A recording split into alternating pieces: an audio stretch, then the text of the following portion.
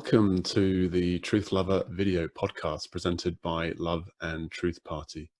I am your host, Will Pye, author, speaker, transformational coach, workshop and retreat leader, and founder of Love and Truth Party. You can find out more about me at willpye.com. Love and Truth Party is a self-organizing, self-replicating community and movement of love and awakening, a wisdom school facilitating health, healing, and happiness. Find us and join our mailing list at www.loveandtruthparty.org. We exist to empower the deep realization and integration of unitive consciousness of one human being and to inspire action in the world from this clarity as New Earth Ninjas, our playful avatar. Our projects include distributing 1 million love letters from the universe, inviting people to receive love and care in these and within the happiness hacks and other free resources found on loveandtruthparty.org. Today, I am really excited to be joined by the wonderful Tracie Storey.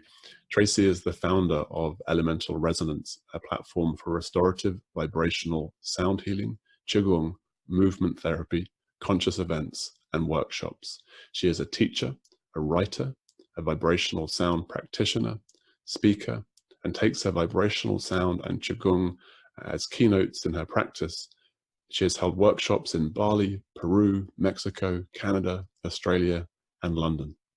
Tracie's full spectrum approach to sound and vibrational healing has spanned an expansive 20 years. And that time reference seems appropriate because we were looking at what to talk about, and we came up with this title of Life Purpose, Time Management, and the Timeless. Welcome, Tracie. With all that said, it's great to have you here. I'm looking forward to being in dialogue with you. Hey Will, thank you for inviting me on. It's a pleasure to be here as part of the Love and Truth Party. So yeah, thanks for creating this space. It's a pleasure. I get to have great conversations with great people and with my friends. So that's really what the Truth Lover is to me. And this title seemed to come up kind of rather naturally in our just chatting before we started to record this piece, and it sounded like this has been alive for you. How to use time, what to do, what's alive for you. So how has that been alive in your life recently? Yeah, it's a very interesting conversation. So I'm really glad that we're talking about it because I really do believe that time is our most precious commodity. And what do I mean by that? What I mean is the power of time. Like, how would it be if we lived in a timeless way? How would it be if we were just running constantly with no time at all? How would it be if we could stretch time and bend time and step out of time? You know, what is time anyway? Does time control us, or do we control time? So these are all kind of like, you know, rhetorical questions. And for me, I think how we spend our time is really important, because we can spend 1 hour doing something that's nourishing, and it will feel like, it could feel like a day. It's not something that that 1 hour is a very precious an hour that is helping us to evolve in some way in ourselves when we feel like we're doing something nourishing. And you can do something else for an hour and it can go in 2 seconds when you're just going about your daily business or traveling from A to B. So I think our connection with time is very important, and our relationship with time is very important. So how we spend our time, what do we do within that? Does it feed our souls? Does it nourish our souls? Or is it just, are we on the hamster wheel moving from pillar to post and running around and not feeling nourished? So I really, for me, I think it's really important, especially at times of the year like this, the time of reflection, the time of hibernation. It's winter, depending on where you are in the globe. But to certainly, if you're in the in the Northern Hemisphere, to take some time to go into an inner space and to look at how one is spending one's time and what's important. And once you start asking yourself that, you start to think, oh gosh, well, that is really feeding me, and this is something that's speeding by and just eating up my time, and not necessarily giving me something worthwhile that doesn't reflect back what I would like to do with my time. So I'm being quite cautious at the moment about how I'm spending my time. And as you pointed to, you're in the UK where it's now getting dark at 4 p.m. I'm on the other side of the planet where we're, I guess, more spring coming into summer, where we're having more light. So we've got this curious opposites of north and south where we're going through alternate processes, and Yeah. this nourishment that time can bring, you know, whether it be meditation or qigong or yoga. As you were speaking to that, it feels true as well that there's an investment that yields returns down the line as well. So if I do an hour of meditation, particularly there's a cumulative effect, right? That's not just in that hour or in that half an hour following where I'm going to feel perhaps more peaceful or feel more connected or feel more present. But there's a return that will come back in time. Maybe when I'm in a stressful conversation with someone at work, or maybe there's something happening with traffic. So it seems like there's this sort of return on how we invest our time. There's a return on that as well, which goes the other way, of course. If I get drunk all night, then that's probably going to have some returns the next day or whatever it might be. Absolutely. And it's the same with Qigong. So like any practice, whether it's meditation, whether it's toning, whether it's Qigong, what we're doing is we're kind of like building up, it's like building up money in the bank, if you like. We're, like you say, we're investing. So with Qigong, the ancient Taoists talk about Qi being your vital force, your vital energy. And they talk about the Dantian, which is the just below the belly, well, kind of below the belly button, the second chakra. So when you're working with Qi, when you're building up Qi, you are building up your battery, if you like. You're investing in making sure you have enough vital Qi to go about your day, to reinforce your immune system so you're less susceptible to illness. So you have more energy for your day, for your week. So when we can put time into a particular practice, then, like you say, we have a return, that we notice, oh, I was less reactive to that situation in the bank or in the bus or on the train or in the car. So we start to notice how our time spent yields rewards. Yeah, it brings to mind a pointed phrase of a teacher of mine who said that we meditate so that when shit happens, we can be useful. You know, when someone in our family is given a terminal diagnosis, or when there's a car crash, or you know, when someone loses their job, or when life happens, because some shit will occur. And if we've got that practiced in the bank, there's all the greater prospect that we'll be able to be responsive to those situations rather than caught in emotional turmoil or unable to actually be present and be helpful and useful.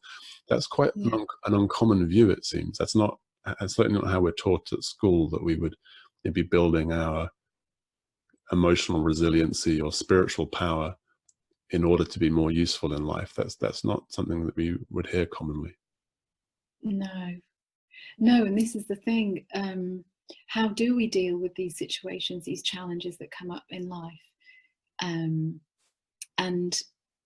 it's really interesting, because I think it's to do with, of course, how we're brought up and what happens to us as children, what happens to us in our lives, how many waves crashed over our heads that meant we had to, get back up again, dust ourselves off, or wipe ourselves down and keep going. How much resilience do we have? So in some ways, then the more knocks we get, the more resilience we have. But we aren't taught this kind of thing.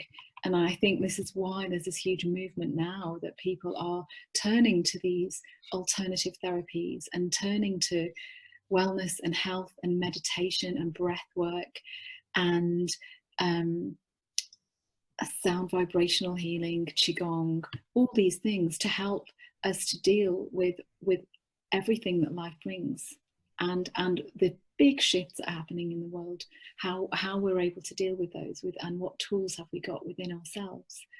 Because the more tools that we have that we can master, then the better off we are for dealing with, like you say, when the challenges come.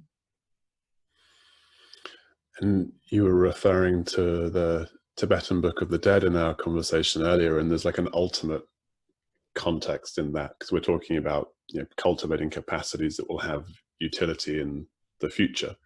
And there's kind of an irony in that, right? Because a lot of the capacities that we're cultivating are about being present here and now, being non-reactive, and that has benefits in the future. And of course, a challenge that we all will face, whilst the challenges along the way will vary, the one challenge that unifies us all is we'll come to a point where we are nearing our last breaths. And I guess some people just die suddenly and don't have that preparation, but most of us will be, I think it's more common to say that we'll have some degree of period of knowing that our end is coming. And that's perhaps the most important event, or a most important event in our lives, certainly within the Tibetan tradition, though not within our sort of Western culture particularly. It's so from what I've read, the Tibetans, they spend their lives, their human lives, very much with this thought in mind of how the transcendence of the end of their life will happen with as much ease and lightness and enlightenment as possible. So they spend their days in consciousness about how that may affect the end of their lives. So, for instance, making sure their emotional baggage isn't too heavy, or creating situations where there may be some karma to deal with. It's just interesting to kind of like think about time in that way. If we knew that everything we did today will have an effect later on down the line, would we do it any differently? And the consciousness of the Tibetans, certainly who follow this Tibetan Book of the Dead path, are aware that everything each day is in preparation for that penultimate moment of transcendence. And we don't in the West think about that so much. And there's a massive, I'm just feeling into that, there's a massive difference in how people go about their lives, and how society and community forms with these distinct meta-narratives underpinning each day. And there's a massive distinction between the two as well, of course, which is that in Tibetan culture, you're looking at a life beyond this one as well. So it's not the, whereas in Western culture, it's the view is that you can do what you like because you're going to die and that's the end, and so it doesn't really matter, you know. So don't worry about good works, don't worry about being a good person, you know, just get lots of money and have as much pleasure as possible, and then you die and it's all over, so no point. But there's a massive context shift if that time now is expanded into eternity essentially, and I've got to prepare for the next life. It just changes things in a really fundamental way. The Tibetan scholar, I forget his first name, Thurman. He's Uma Thurman's father. He speaks of how we've lost something in this culture with that lack of ultimate personal responsibility, with this sort of just biological view that we're just bodies, and the body's going to be over, so it doesn't matter what we do with this life. So it feels like that there's a whether it's true or not, it feels like there's a beauty in this view of seeing ourselves as spiritual beings that live beyond this life, that this time is going to stretch beyond this life. yeah, and also the concept of us being spiritual beings having a human experience. When you think of it in that way, oh, that we're all spiritual beings having a human experience, rather than we're human beings having a spiritual experience. And you flip it and you start to see in a slightly different dimension or a different perspective, and think, oh, okay, so what if I am guest here on the planet and I've inhabited this physical body, this is my home for the time that I'm here. What would I like to do? What an amazing gift, what a present to be able to inhabit this body and walk around, swim, drive, fly, ski, skate, you know, all those amazing things we do as humans. And you start seeing it in that way, then you start thinking, well, actually this is amazing, that I can go running, that I can go swimming, that I can watch the sun go down. And you start to have a completely different, if you can, you know, breathe into that for a little bit, and it's like, oh, right, okay. And what if we take it another stage further, going, there's a whole heap of souls all dying to get in, they're all desperate to get in and have a human experience, but only a few come through. There's like a big line of those souls, they're wanting to come in and have a human experience, but they're on the other side and they can't all, just because you want to doesn't mean it happens. So how about that? Oh, so your soul did come through, your soul was able to come through that gate of incarnation and come down onto the planet and have this experience. If we can have that realization, then okay, so what is this human experience? What am I here to achieve? What is important for my soul evolution during this incarnation, which will then help me to move on for my next incarnation if I'm going to come back again. Or maybe this is the last one, or maybe this is my first time. So it's a big conversation, you know, are we young souls or old souls or medium souls? And I think, you know, some of us know if we've been here before. Some of us are like, oh well, no, this is my first time. Yeah, it's all about how we want to look at things. But I do feel this, if we can be grateful that we're actually here inhabiting this body for this time, then we would look at how we spend our time in a slightly different way. Yeah, that was the connection that was really coming up as you spoke to that, the connection between time management and the timeless. You know, when we're aware of this timeless dimension that can be accessed within the human body, our time management might include more time spending in that timelessness, whether it be with qigong or vibrational healing, or in dance, or in contemplation in nature, just being in awe and in wonder, where that time-based default mode network activity of the brain is disengaged, and we get to experience something beyond the identity and something beyond that time-based aspect of us. And yet simultaneously, just to like really spin it, stretching out into this time beyond this life. For me, this evokes a great lightness and a great joy to be holding these perspectives, to be contemplating death, and to be contemplating life beyond this life.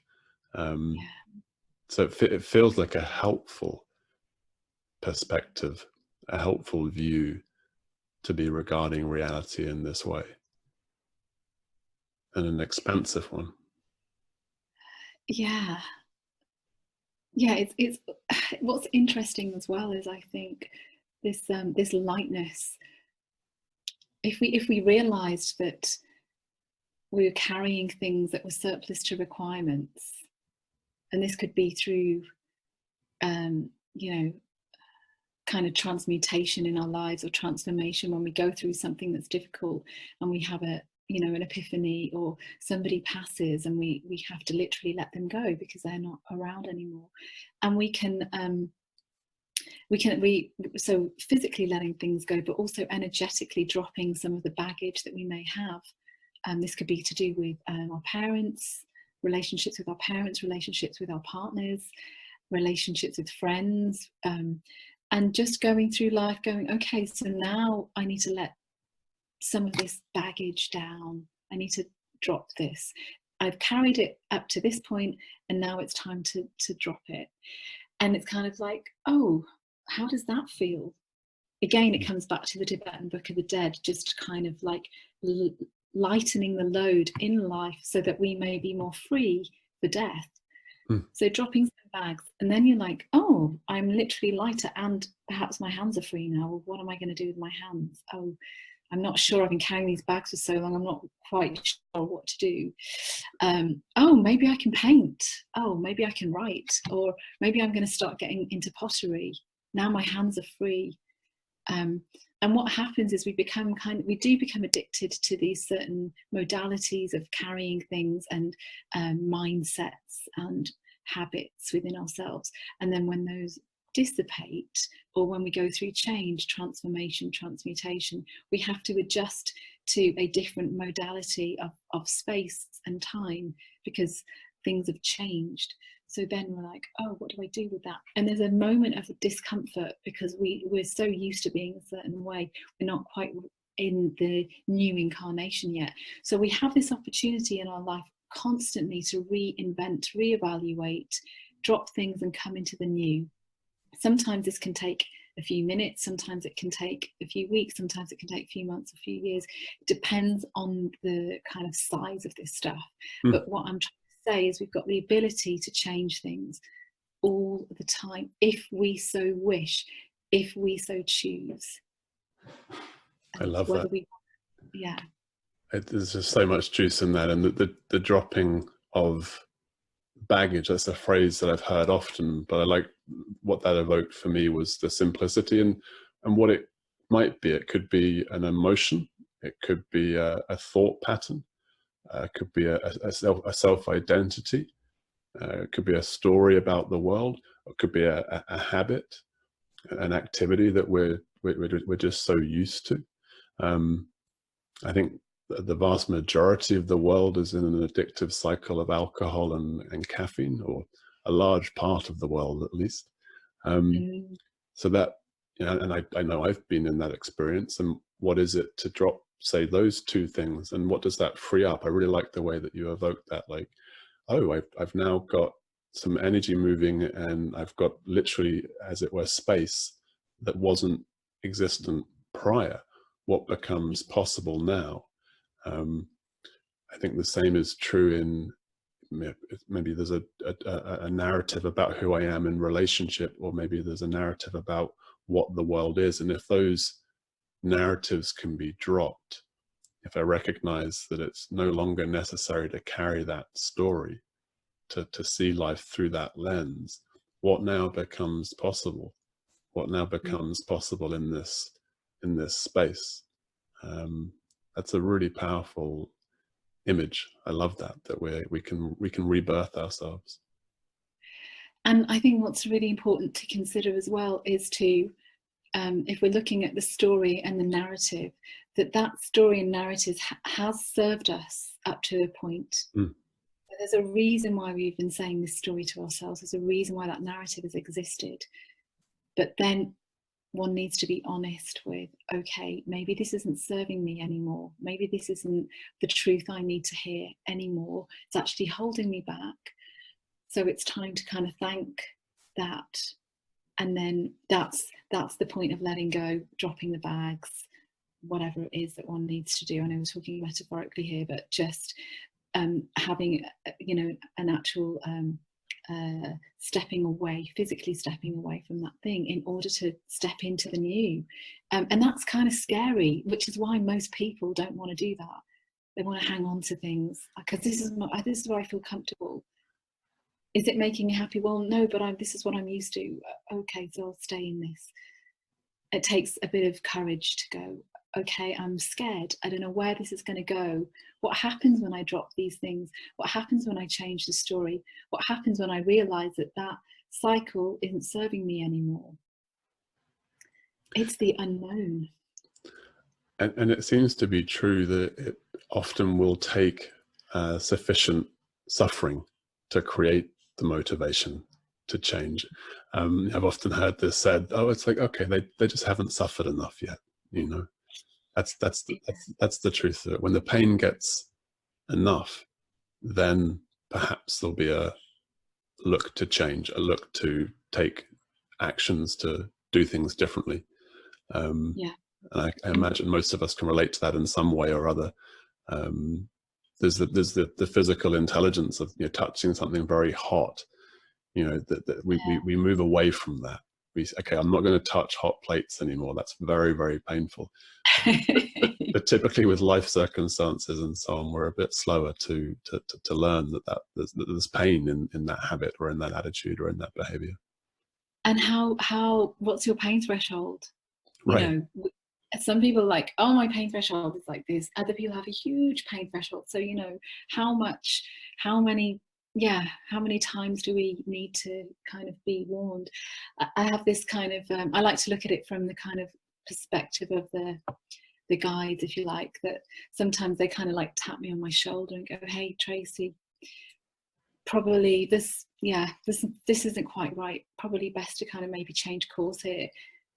I'm like, oh no, it's fine. You know, I've got something I need to learn here. Tap, tap, tap again. Hey, Tracie. Hey, this is, you know, it's getting worse now. Oh no, it's fine. I've got it. It's fine. And then the tapping starts to get right. We really think it's probably time for you to do some shifting now. And even then, like, oh yeah, something's not quite right here. Probably need to get out of this situation. But still, keep going, because there is momentum in that. There is some relationship in that.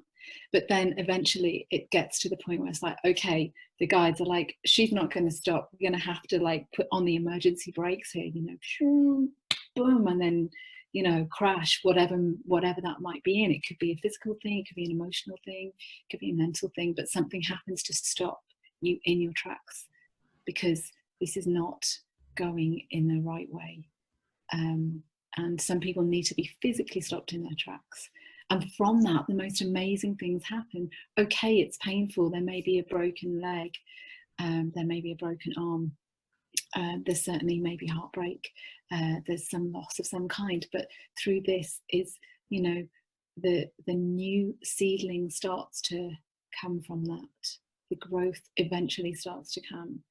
It's the quintessential phoenix rising from the ashes, you know. So we have to see these things as blessings and try to take the warnings earlier when we can, to save the big accident or the big crash, because that's never very nice. Yeah, that sounds like wisdom to learn to take those initial warnings or invitations or redirections, or, you know, following our intuition. I guess that's how it shows up for a lot of us. And I imagine most of us listening and watching can relate that we've had the experience of having an intuitive sense that this job or this relationship or this activity isn't the right way for us to go, but we do it anyway because maybe there's pressure from parents or society, or we have a narrative about it being necessary, and then we find out 6 months in or down the track that this really wasn't a good idea. So it feels like that, whether it's guides or whether it's our intuitive process, or whether those two things are somewhat maybe more interrelated than the conceptual difference would allow, that there's this coming to know and listen deeply as to where life might be guiding us before it has to have the catastrophe or the crisis to enforce the redirection. Yeah, absolutely. And I think, this is where practice comes in to help us to deal with these things. And I want to touch, because you mentioned that you were speaking metaphorically, and I know that you do a lot of beautiful work, and I've received it. I've been fortunate enough to be in one of your workshops in Norfolk. We'll add Norfolk to you know, Peru, Mexico, Bali. There's exotic places all around the world, and Norfolk is very beautiful in itself. So I'd like to invite a little bit. I imagine for many people listening, they'll know perhaps what Qigong is. They'll know it's a body practice. They'll know it's a subtle energy practice. Mm, I imagine with the sound meditation or the vibrational healing, that might be a little bit more unknown. And yeah. these are all elements within the elemental resonance program, and people can find out more on elementalresonance.com. But I'm wondering, can you speak a little bit more to what you do in these Yeah. workshops, particularly with the sound and vibrational healing? Because I think that's really an extraordinarily beautiful and unique part of what you bring into the world. Yeah, well, essentially what it is my job is facilitation. And what I'm doing in that facilitation is reminding everybody that we're all instruments. So you're an instrument, I'm an instrument. Each and every one of us is an instrument. We've all got our own unique vibration. And so my job is to help to bring people back into their own natural fundamental resonance, their own natural vibration, and to rebalance. So what I'm doing is rebalancing, and I liken it to being a guitar. That, say, if you play the guitar, you'll tune the guitar. You won't play it out of tune because it's not going to sound so nice. So you tune the guitar and then you play and you sing your song. And it's a little bit like that. As human beings, we are a whole complex, beautiful set of a tuning system. So the work I do is based in TCM, traditional Chinese medicine. So this is working with the whole body as a meridian system. So it's working with what's called the 5 elements, so fire, earth, air, water, and wood. And each of the organs is associated with each of those elements. So, for example, the heart and the small intestine are part of the fire element. The stomach and the spleen are part of the earth element. The large intestine and the lung are part of the air element, bladder and kidney, water, liver and gallbladder, wood. So each of the organs has these different associations with the elements. So when I do one-to-one session, what I'm doing is I'm working on the person's physical body, finding out where these elements are in their body, which one is dominant, which one is weak or weaker, and using the tuning forks on the meridian points, just like acupuncture, I'm helping to activate and sedate. So I'm kind of tuning the body like an instrument, bringing it into balance. So, and it's very powerful because it's using using a stainless steel tuning fork on different points of the body. Sometimes I'm using a single fork, sometimes I'm using 2 forks, I'm doing thirds and I'm doing fifths. So I'm literally, I'm working with the energy field of the body. So even though the client is lying there, I'm reading the whole thing. And then what I do with the group sessions is I am doing what's called a sound harmonization. So everybody is lying down on yoga mats, and they come in and we do toning at the beginning, and then we do what I call sound meditation. So I bring everyone into a space and I talk about the energy of what's going on in the world right now, kind of like the weather really. It's very much based on, say, the seasons, talking about, like at the moment, this inner time of contemplation, and talking about going into an inner space. And what I do with the sound, I just create like a cocoon really, to go into a meditational space. And I work through using different instruments. I work through different parts of the body. So I'm working on the root chakra, I'm working on the dantian, then on the solar plexus, then on the heart, the throat, the third eye, and the crown. And different sounds appeal to different parts of the body. So there is this movement going through from base to crown. And there can be some energy that gets moved around and cleared and harmonized. So it's very much different parts of the body resonate with different instruments. So I'm playing like a monochord, which is a stringed instrument, which works with the heart. Then I'll be playing a drum, which works with the root. So metal, wood, skin, different mediums that speak to the body in different ways. And I think what's beautiful about it is it's I call it high vibrational, I call them high vibrational instruments, because it is vibrational. So even if you were deaf, you would still feel the vibration of the sound in the session. That's beautiful. And I just, as with all things, one needs to experience it in order to know it and understand it. And I feel very grateful to have had a group session. And I think we're awakening to the power of sound and the power of vibration collectively in quite a profound way. You know, people are experiencing, they may go along to a yoga class and they may and they may have thought that omming was a bit weird, but then they discover that the experience of omming, regardless of what people say it means, the experience of omming feels so good in the body, feels so beautiful in the body. And of course, we can all relate to listening to some music that elevates and expands, and some that has a different effect. The vibrational quality is clearly very, very different. And this feels like it's been, I know you were a DJ in this life. I was going to say in a past life, prior.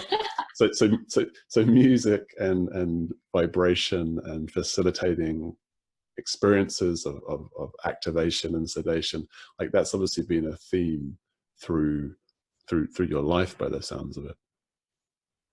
Definitely, I would say sound is the common denominator through everything in my life. Absolutely. And in a way, you know, the group sound harmonization, the group meditation, is just like the new DJ gig. I'm still playing sounds to people, but this time they're all lying down. They're not in a club or in a festival dancing and looking at me, you know, they're just lying down and they're in their own inner space. So it's just like, it's the new DJ gig. And I like it because I'm still taking people on a journey. That's I've kind of accepted now, that's almost like one of my roles in life, that this has been a theme. I'm like, oh, okay, I'm just seeing that it's different now. So I love welcoming people into that space, and just because what happens is, like you say about the toning and the omming, there's like a group coherence that happens. And what I notice is that we do the toning at the beginning, and everybody's in their own individual spaces. By the end of the session, when we return and do the toning, there is much more coherence. There is much more like morphic resonance between the group, in the group. And that's pretty cool. Yeah, I mean, to say the least, right? Pretty cool. I think you're understating it somewhat. It's a remarkable thing as an experience to be in that group of a dozen people or whatever, and we can all relate, I'm sure, to maybe being a little bit uncertain, especially if it's our first time at one of these vibrational healing things. We might be a bit like, you know, what's this all about? And that bloke over there looks a bit strange, and what's she wearing? And then through this experience of sound, there is a palpable, knowable experience of coherence. A group field emerges by which we now experience ourselves more as one, as a we, as a group. Now, of course, extrapolating that out to a collective perspective, as we look at this atomized, divided world of Republicans and Democrats and Australians and English people and so on, to create the experience of resonance, of coherence, of being together as humans, that's more than pretty cool in my world. I think that's like, that's really profound. That's really beautiful. Yeah, because, and you described it really well, because at the beginning we are self-conscious and we're like, oh, I've just come from work, or I've just got the bus, or I've just got off the tube, or I've just got out of my car, and everybody is self-conscious. And this is one of the main reasons to get people toning at the beginning as well, just to kind of get them activating their own vibration by the toning. But what is amazing and remarkable, and this is why I invite people to do it at the end, because I wish for people to be aware at the end how different it is, how much more relaxed they are, how these thoughts that were taking up the time at the beginning have disappeared, because they're not looking at the other guy or the other girl, or because they've just had an experience, they've gone into their own inner space and they've gone into a place of stillness. So therefore, when the toning happens at the end, this coherence is more remarkable than at the beginning, because we've then kind of, I think it's murmuration, you called it, with when you have a flock of birds, you know, we're moving, and it just sounds more, I mean, I can't really describe it. It has changed. There is a significant difference, and if people can recognize that, then it's like, oh, that's a really good point of reference to things can change in just an hour. I love that you've utilized this wonderful word, murmuration, and evoked the vision of, you know, most commonly starlings moving as one in this extraordinarily beautiful, elegant dance. And you use the phrase morphic resonance as well, which is a term that maverick biologist and thought leader Rupert Sheldrake has brought into the world as the biological mechanism, essentially, by which a murmuration would occur, as one example, or by which a school of fish would know how to move as one, or by which an acorn would know how to become an oak. And this is, I mean, there's a potential digression there which could take us off on an hours of inquiry, but I think that there's a concept there that's helpful for the scientific mind to understand, that there are unseen fields. We know this. There are unseen, electricity is an obvious one. There are unseen fields of energy and power. I think what's most profound with much of the work that you do and many healers are doing upon the planet is to give people the experience of that, to give people the direct experience of, oh wow, I am an energetic being, and my energy is now really different than when I walked in. And if I make these noises, oh wow, my energy system is very different. So it's that direct experience of transformation, of actually having a shift, as you say, potentially in a short period of time, in an hour. And that gives me great hope and excitement about how humanity might be unfolding, how humanity might be actually evolving in these times of great anxiety and fear about where we're heading as a species. Yeah, because what we're talking about here, and that you've just described so beautifully as well, is the point of realization. So that point of realization, even if it's just for a moment, is really important. Just that's why I encourage people to notice the before and the after, the pre and the post, that it's come directly from them. Yes, as a group, we're at that moment in time, we're the flock of birds, and as the individual instruments, individual sounds, but together making a symphony that is existing for that moment in time, in that space, for that session that everybody has contributed to.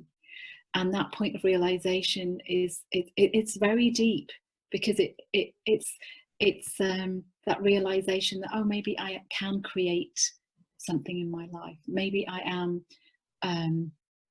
heading towards being master of my own destiny, creator of my world, whatever it is you choose to call it. But there is an active, that you play an active role should you choose, if you wish to choose. But we need some tools to follow that.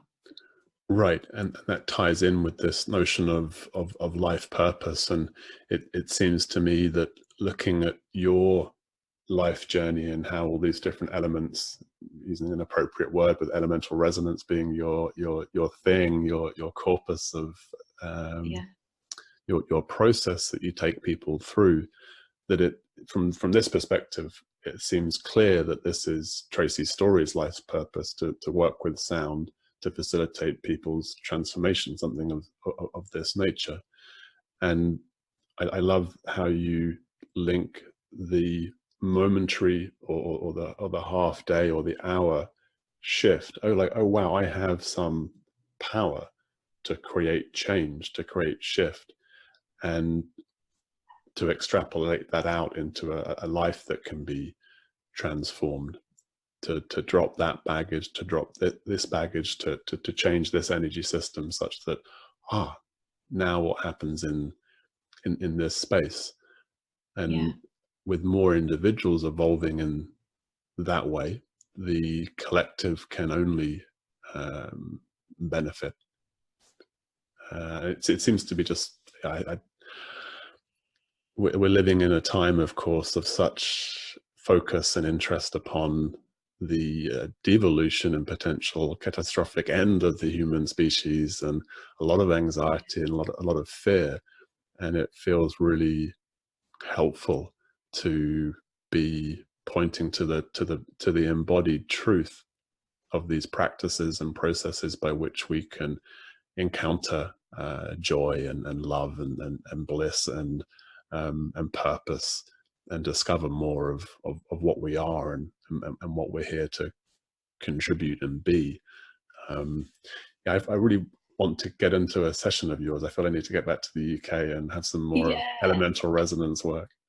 Yeah, I know. I think it is for people to realize that any change can make a difference, even a small change, rather than this feeling of helplessness. Well, what's the point? What difference will I make?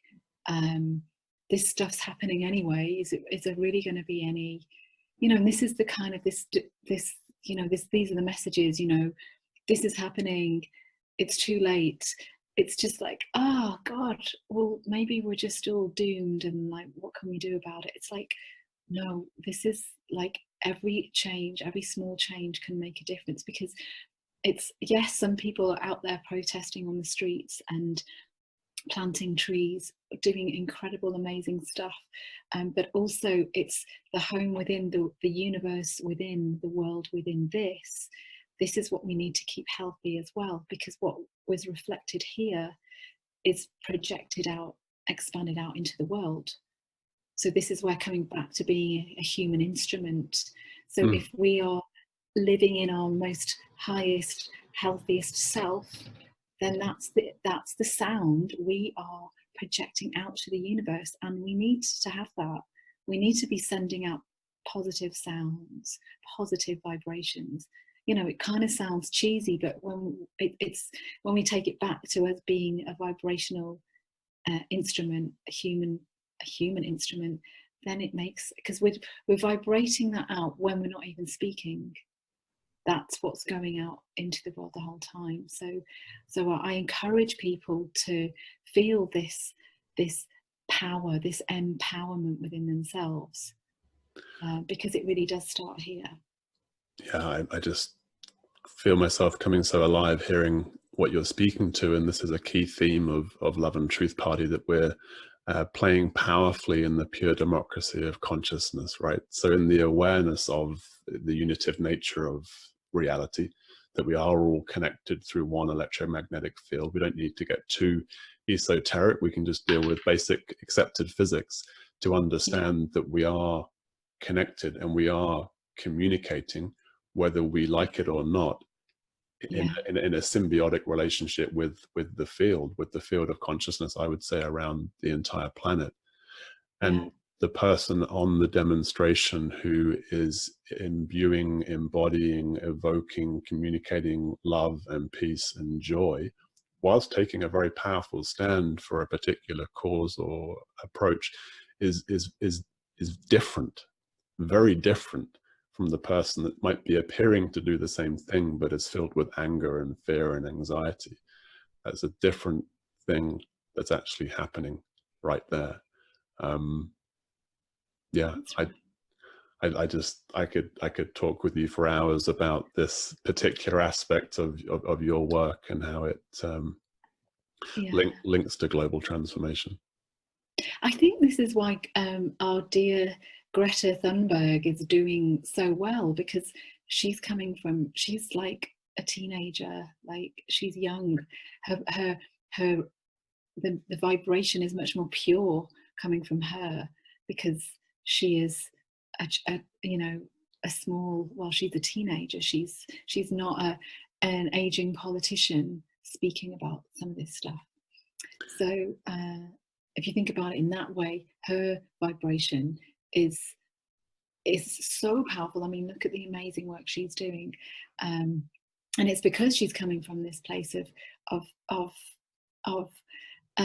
she's very focused on in her mission, but also coming from this place of she's not trying to be aggressive with her approach, and it's that's why it's, you know, incredible how quickly she's kind of like rising up, sending out this message. Yeah, it's a beautiful example of what an individual can accomplish and contribute. From, you were mentioning how we are all making a difference, a little change. You know, she chose to make this protest, and you know, the rest is history, as they say. It's now become a global phenomenon, and she's a global leader. And at the same time, I've heard her speak and evoke fear and anxiety, and to feel as terrible as she feels. So I feel in her immaturity and in her innocence, there may be some unhelpful songs or vibrations that she's seeking to bring in, not with malintent. So yeah, I have great admiration and appreciation for Greta Thunberg, and feel there's an interesting inquiry there as to what is the vision that we're bringing in. Is it a vision of doom and gloom, or is it a vision of regeneration and a vision of possibility at this time, that we collectively can make massive difference and change, and that we don't actually need the government to be doing that for us, that this is something that will be led by people and be led by private enterprise and be led by a collective uprising that need not have legislative effect, though of course that would be ideal. Yeah, absolutely. I'm aware of your time and mine, and as I say, I could dialogue with you, Tracie, on this stuff for forever. It's just such a joy, and I'm really grateful for you having brought your wisdom and presence and shared a little bit of some of your practices and processes with our audience. And yeah, it's been a real joy speaking with you. And I know people can contact you and connect with you on elementalresonance.com. And you've got that's right. meditation album coming out along with all your existing services, and you're writing a book as well. There's lots happening. Yeah, the meditation album is basically what I do in the sound harmonizations, so people will be able to experience what I do in the group sessions, but in the comfort of their own home. I mean, it's obviously slightly different to being in the room with me, but I talk, I've created acoustic sounds that take people from root to crown, and they can hear the instruments that I play in those sessions, with affirmations as well. So you can find that on Spotify and iTunes. And is that out already? It's out, yeah. Came out great. at the end of October. Yeah. Fantastic. So it's under Elemental Resonance, under Tracie Storey. So yeah. And the vinyl comes out at the end of November. So for any people who are into vinyl, there's a limited edition vinyl release as well. Beautiful. Yes. Well, that's on my list to jump on Spotify or whatever, or iTunes, and get my copy. That's great to hear. Brilliant. Yeah, let me know what you think. I hope you like. I will. It's taken 2.5 years to do that. It's taken a little while, but it's finally come out, which is brilliant. Well, congratulations, and thank you for joining us today. I'm really grateful for you giving your time and presence. You're welcome. Thanks for inviting me on. Always a pleasure to speak and hear what's going on in the Love and Truth Party. Likewise. Thank you, Tracie. And thank you to all our supporters and listeners and viewers. Please visit loveandtruthparty.org to join our community, download or order love letters, register for our newsletter, connect on social media, and consider a financial gift. at loveandtruthparty.org. Thank you to all our existing supporters and contributors. Together, we are creating kind, conscious, courageous human community.